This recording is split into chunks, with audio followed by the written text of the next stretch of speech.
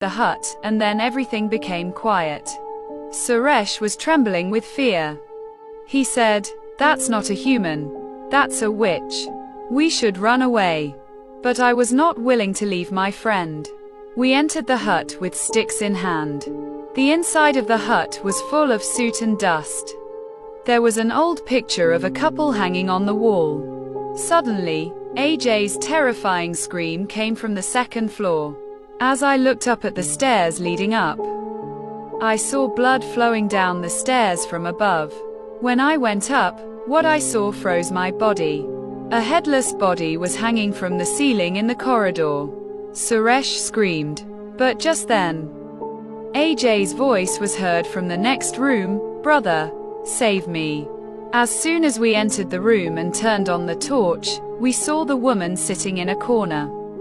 Her head was covered and her back was towards us. She was crying in AJ's voice. When I asked who she was, she turned and looked at us. Our souls dried up. The woman had no head. She had AJ's severed head in her hand.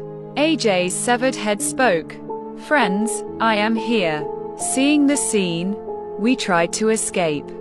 But that headless body placed AJ's head on its neck and looked at us and said, "Bring me my head, or I will take your head." We started running in panic. At one point I noticed that Suresh was not behind me. I looked back and saw Suresh walking back towards the hut like a hypnotist. When I tried to stop him, he pushed me and I hit a tree and fell unconscious. After regaining consciousness, I went back to that room of the hut. I saw Suresh holding his hair in one hand and cutting his throat with a knife in the other. He was muttering, "Bring me my head." Suresh cut his head in front of my eyes and fell to the ground. The unsatisfied soul, with AJ's head, emerged from behind again. She told me that a few years ago, she had come to live in this hut with her husband. 3 drug addicts came in the name of drinking water and killed her husband, and in a fit of intoxication, cut off his head and threw it somewhere. He ordered me to find his head and burn it with his body. Only then would he be freed. I thought for a long time and guessed that the head could be in a nearby pond. After searching for 2 long hours, I recovered his skull from the bottom of the pond. Then I placed the head with the bones of his grave and lit a fire.